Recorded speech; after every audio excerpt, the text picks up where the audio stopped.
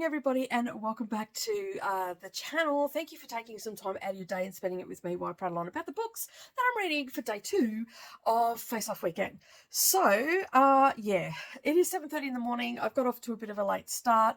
I don't know, honestly. I said yesterday at the closeout of the video that I was going to do 15 hours of reading today. To be honest, I don't think I can do it. I'm going to give it a red hot bash. I'm aiming for 6 books today.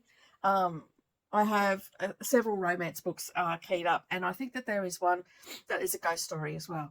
So hopefully I can get those read today. But yeah, right now I'm a little bit sleepy. I need lots of coffee, and I need to work out what book I'm going to be reading.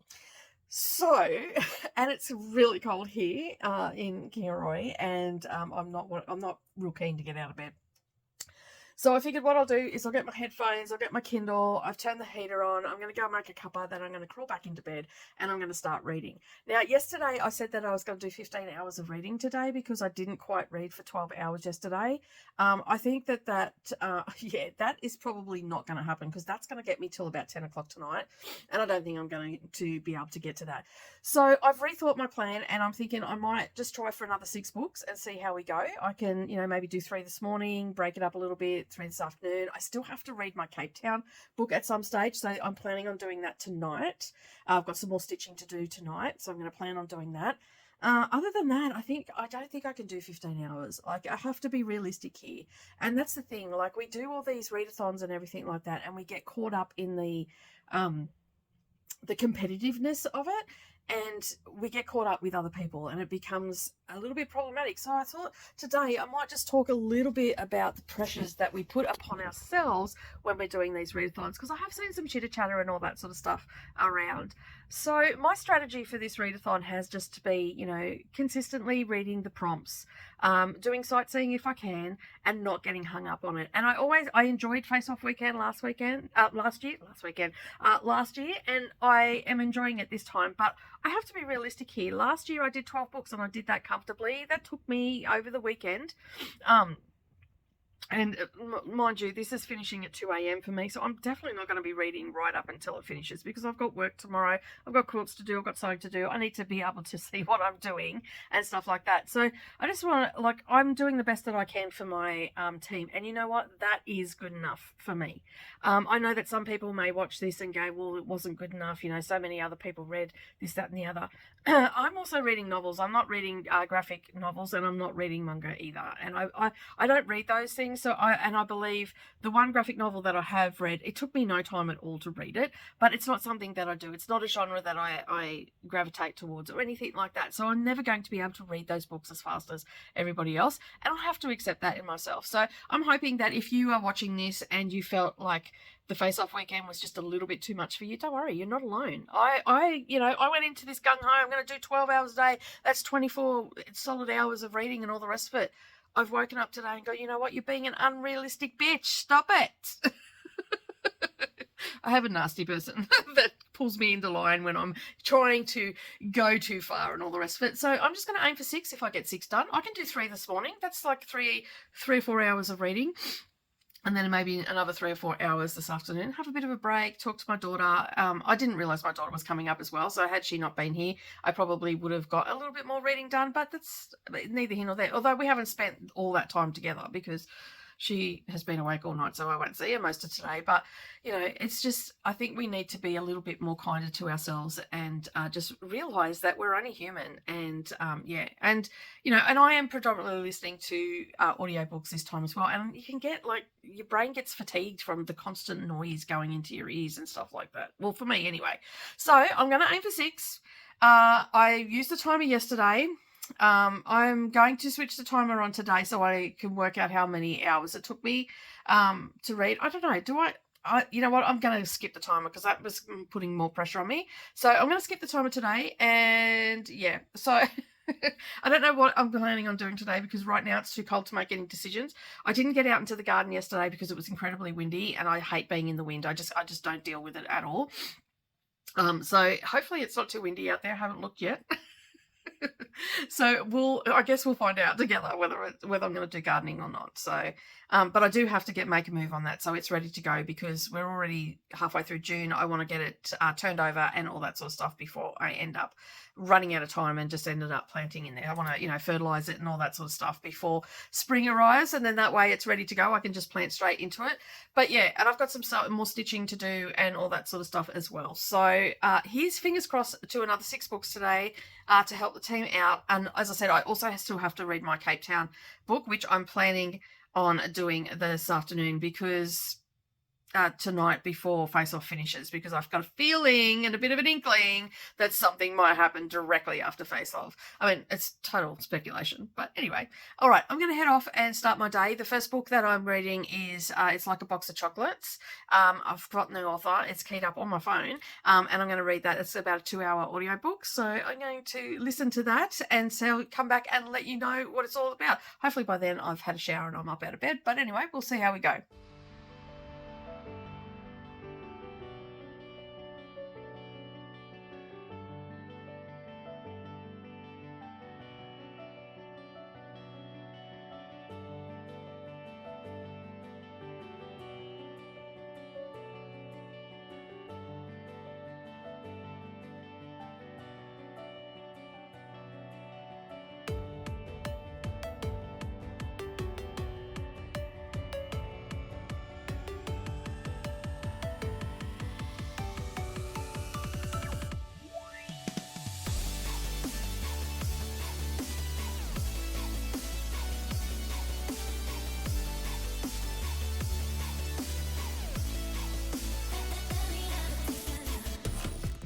Alright, so I'm finished my first book for day 2 of Face Off, and I read Better Than a Box of Chocolates.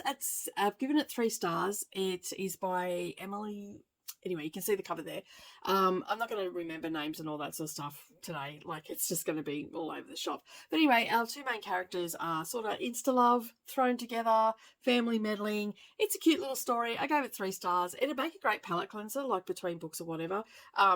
And the banter wasn't as good in some of them that I've read this time around. So I'm just going to keep it short and sweet. It wasn't a very long book anyway. It went for about 2 hours. But it was sort of sweet in a way that, the main character, Ali, I think her name was, she doesn't like Valentine's because she found out her partner the previous year was cheating on her and all that sort of stuff, and she's never been really into the flowers and the chocolates and all the things that come with Valentine's Day. So when she found a stash of these, she was thought, oh yeah, and then it came and went, and she found out that her partner was cheating on her, so she's got a little bit jaded, and her new tradition is to watch horror movies on Valentine's Day. Fast forward a year, and her friend had a wedding, and basically the photos got corrupted, so they've gone back to redo the room where they got done and reenact their wedding photos, essentially. I wonder how often that actually happens, when I heard that, I'm like, oh, gee, that probably happens quite a bit. People's SD cards get corrupted and all that sort of stuff. So Ali is the photographer, and that's why her friend asked her to go there, and then basically she meets Max, and by accident, where she is led into a cave, but it's all through family meddling and all that sort of stuff. And Max is a little bit jaded too. He doesn't like Valentine's Day, and he just likes to keep to himself, and he has a very famous cousin who is in a Netflix show, and they look alike, and so he has been having a hard time of it at the family resort and all that sort of stuff that goes with that, like paparazzi and all that. So basically the Celeste gives her a map where she's got to go, and she comes across this cavern with these natural springs, and he's getting out pretty much naked. He mistakes her for a paparazzi, and basically she ends up falling in, and then the story ensues from there, where they end up having, because it is around Valentine's Day, and she is in the springs for Valentine's, and he asked her out on a date, but it wasn't a date. They were just going to go and watch horror movies. But, one thing led to another. The family was interfering, and basically he treated her with the respect that she deserved to be treated with. And so basically, the story was that. And it was a little bit insta-love and all the things. And you know, the family was wanting Max to get married, and so that's how sort of the story went. As I said, it's a great little palette cleanser. It didn't go for very long. It was a 2-hour audiobook, so that was nice, and I enjoyed it. So I'm going on to my next one now, which is by Kate Foster. Now, Kate Foster wrote her debut novel in the past 12 months, which was called The Maiden, and it was on the Women's Prize for Fiction long list this year. Excuse me. And so, yeah, so I'm reading a short story from her, and I cannot remember the name of it as such, but let me just find that out. It's called The Best Worst Christmas. So it is a short story. It goes for a couple of hours, so I'm going to listen to that. I haven't read anything other than The Maidens, and she has a new book out soon, so I'm looking forward to reading that. I think it's called The King's Witches, so it's nice to get a nice little short story from Kate Foster. So I'm going to head off and listen to that, and I'll check in when I'm finished. Hi, everybody, and welcome back. All right, so as you know, I've done Face Off weekend, and I'm going to talk about 4 books that I read. I didn't do any check-ins or anything like that because I've got family here and all that sort of stuff, and I get a little bit self-conscious. It was a terrible weekend for filming outside. I tried to do some filming, and you couldn't hear anything but wind, so I didn't bother doing any of that. So we don't unfortunately have any B-roll or anything like that, but I have spent a bit of time with my daughter, so I also didn't get as many books read in the end. So I am going to talk about the books that so I read for day 2. I read as you just heard, the Better Than a Box of Chocolates, The Best Worst Christmas, Backup Wife. What else did I read? Let me just have a look here on Goodreads. Better Than a Box of Chocolates, Best Worst Christmas, Backup Wife, and I also listened to Alice in Wonderland. So I'm going to talk about the last 3 books that I need to talk about, and I'm going to start with The Best Worst Christmas. That was the next one after. Now, as I said, I didn't end up getting all of the reading done and all that sort of stuff. I just couldn't do it anymore. I was just a little bit much. I have read an incredible amount of books this month and also last month, so I'm a little bit burnt out. All right, so the first book I'm going to talk about is The Best Worst Christmas, and if I keep looking this way, it's because my computer's doing something weird. My editing software is updating. It keeps flashing and it keeps distracting me, so I'm really sorry about that. I'm hoping that it will finish in a second. This is by Kate Foster. Now, Kate Foster was on the Women's Prize for Fiction this year with her first debut novel, which is called The Maiden, and she's got another book that's come, I think it's coming out or it's just been released, and it is called The King's Witches. Now, she writes historical fiction. However, this one is a short story and it's a romance, and it's not historical fiction. So Lily is back from Australia after 7 years of not seeing her family for Christmas, and when she gets back, to her surprise, her mother is dating the man next door, who happens to be her ex-boyfriend's father, and her ex-boyfriend is Tom. So Tom is still living at the house and all that sort of stuff, and so she's when she gets home, her mum says, oh, you're going to have to go and stay next door because she is living with Tom's dad, and for life of me I cannot think of his name. So anyway, this was a much surprise to Lily, and she's like not real happy about it because Tom broke her heart way back when, and that was one of the reasons why she went to Australia, was because he broke her heart. But he has a secret and hadn't told her the real reason why he called it off with her, and he made out that he was seeing someone else. And anyway, the whole story plays out around, there's a bit of banter between them and all that sort of stuff, and the shock that her mum is going out with Tom's father, and they're living together, and she's staying over at Tom's house, and Tom's across the hall from her, and all that sort of stuff. It was just a lovely little Christmas story, you know, that had a touch of romance and whatnot. But the thing was, there was a bit of a secret plot trying to get Tom and Lily back together, because everybody feels like they should be back together. And now the town is really gossipy as well, so there's a little bit of gossip happening around it and what's happening with the mother and all that sort of stuff. And how it all wrapped up at the end was absolutely fabulous. I had a fun time with this book. I've actually given it 3.75 star rating, and I would recommend that anybody looking for a sort of second chance romance, Christmas. It wasn't heavy on the Christmas, but it was centered around Christmas time, set in England in a gossipy village. You're going to absolutely love this. And this, I think, went for about 5 hours, if my memory serves me correctly. So, as I said, I have given this a 3.75. It is rated 4 stars because it's close to 4 stars on Goodreads. And it has had, like, over 5,000 people have read this book, and it comes in at a 3.5 star rating. rating on Goodreads. So that's not too bad. That's not too bad. And it was first published in 2021. And as I said, it is an Audible original, so you can go and check that out. It is part of your premium catalogue. So as you would have seen in the last video, how I was selecting all my books. So there's that one. The next one that I'm going to talk about, now I didn't do any check-ins, as I said. I had, you know, family here and all that sort of stuff. So the next one is by Bethany Lopez. This is book 4 in the Jilted Wives book club. Okay, Jilted Wives Club, not book club. Anyway, this one has had 690 ratings. This was published in 2022. It comes in at 186 pages, and I think it was like a 3.5 hour, 4-hour audiobook, so it wasn't too long.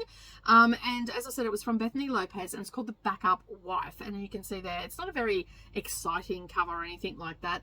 Pretty mundane. Like if I seen this in the shop, I probably wouldn't have picked it up. So this is following the story of Charlotte. Okay, and Charlotte, let me just get this up. I've just got to bring it up because I don't. Oh yeah, I've rated it. I didn't think I rated it there for a moment. So anyway, Charlotte never imagined that she'd be a single mum in her 30s with a fulfilling job and a sweet toddler and a supportive family. She knows that she should be counting her blessings, but she feels like something is missing. Although he and Charlotte made a marriage pact when they were teenagers, Damon always knew he'd never get married. He is an architect and an artist, and she is full of life and basically has no room for any casual affairs. So that's the premise of the story. So basically this is a romance. It's contemporary, and as I said, it is part of the Jilted Wives club, and it's book 4. So how this all plans out is that she has a toddler. Her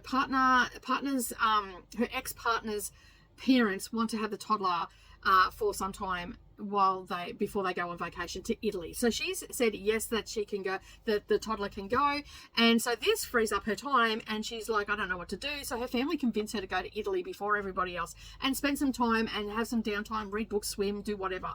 And at the same time, Damon is also heading to the same spot because they're family friends and all that sort of stuff.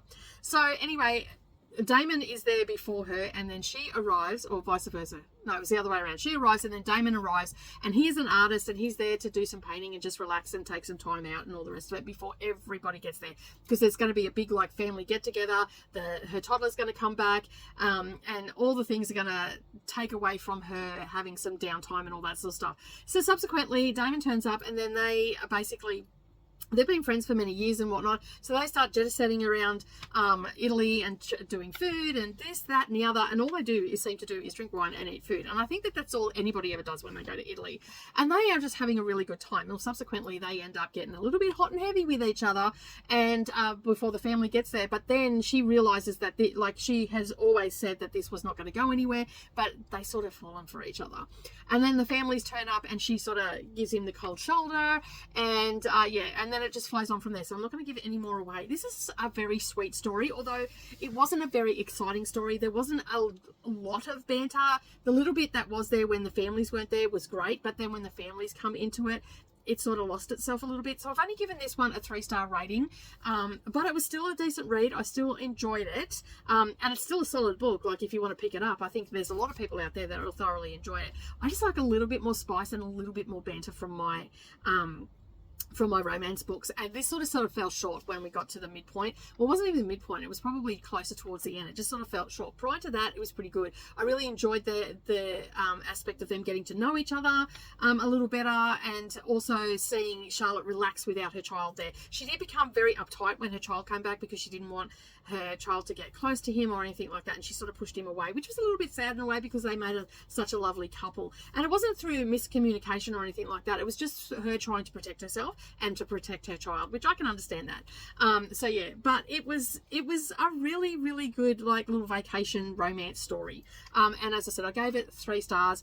That's still a solid rating from me. All right, the next one I'm going to talk about is Alice in Wonderland. Like, do I really need to talk about Alice in Wonderland? I have several copies here, and in fact, I'll go and grab them. Okay, so I have several copies here. I do have the Penguin Classic one, which I just sort of try not to, this one's got illustrations in it as well, so it's got a few illustrations. I try not to use this one too often because the simple fact is I don't want the stuff to rub off on this, and I pretty much only read these during winter when my hands are not sweating, but it's got beautiful illustrations throughout. It's got beautiful pink papers, and then we've got the flamingos on the front. So I didn't read the entire book for this one. I've got two novellas here. So we've got Alice's Adventures in Wonderland, and then we've got Through the Looking Glass.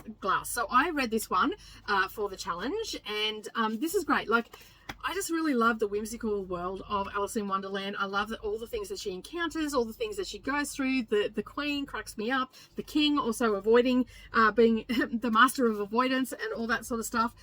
So yeah, it is. And I listened to this on audio as well. I mean, I very well could have just read it. I picked these up. I think I got these for $1 each. From a secondhand book fest. So I'm really happy that I read it, because I'm pretty sure, but I'm not 100% sure, I started Alice in Wonderland when I was a kid, but I don't think I ever finished it. So I feel pretty happy now that I have completed Alice's Adventures in Wonderland. Of course, I still have Through the Looking Glass to get through, and I'll probably get to that in the next couple of weeks or so, because it was such a fun time reading it, and I've actually given it 4 stars, and I just absolutely love it. It's just so whimsical and poetic. I don't know what else to really say about it. Like, and the White Rabbit, and just all the little jokes and stuff that we've taken from this. You know, like when someone says I'm late, and generally people around me will go for a very important date.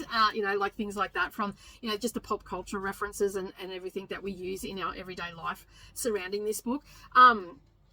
I can see me reading this to Mia, and I think Mia will really enjoy it as well. As I said, I think I started this when I must have been pretty young when I started it, and I just never finished it, because I don't ever remember finishing it. And I remember watching the movies over and over again. I think I've seen every adaptation of Alice in Wonderland. It is one of my favourite movies. I'm just very disappointed in myself that I never really picked up the book. And I planned on reading it last year when I picked this one, when I got this one, because I am trying to get all of the, like, this has got a lot of stuff apart from the stories. It's got a lot of introduction. Like, the introduction in this goes, oh gosh, so we've got the introduction, and then note on the text, and then the book starts. So we've got all of this in the front of the book. All of this here is all the stuff that is about it. And then we've got appendices in the back, and then we've got chapter by chapter breakdowns and all that sort of stuff, which goes for a fair bit of notes to Alice. Like, there's just a ton of stuff in this, extra things in this book. So this will be something that I'll end up going through, but really it's just like they're 2 little novellas. That's it. And it's such a beloved story by so many people. As I said, I have did I say, I don't know, I rated it 4 stars, 5 stars, 5 stars. I think it's a 5 star. I love it. I think I'm going to go 5 stars. It's a nice vibe. It was a good time, and I was happy with it. All right, so that's all I ended up reading. So I actually read 2 less books than last year. I mean, granted, I had like Savannah here as well, so that ate into my time, and I was quite exhausted by the end of the weekend. There was a lot of books to read, and I remember last year I was quite exhausted from it as well. But overall, I had a fantastic weekend. I hope that you've enjoyed all the vlogs and everything that I'm doing for the amazing Readathon. Don't forget to leave me a comment down below. Let me know how many books you read if you did the face-off weekend. I know not everybody did the face-off weekend, but let me know how many books you read down below. Was it 1? Was it 10? Was it 18? My plan was to read 18. I don't know what I was thinking, because the second day of the vlog of vlogging and reading, I was reading longer books. So I don't know what crazy planet I was on where I thought I was going to read 18. But anyway, that's neither here nor there. As always, don't forget to hit the like button. Maybe if you've been here before but you haven't yet subscribed, consider subscribing to the channel. If you're interested in more things from Dusty Book Sniffers, be sure to check out my Patreon. Everything is linked up down below. And as always, keep turning those pages, and I'll see you in the next video. Bye for now.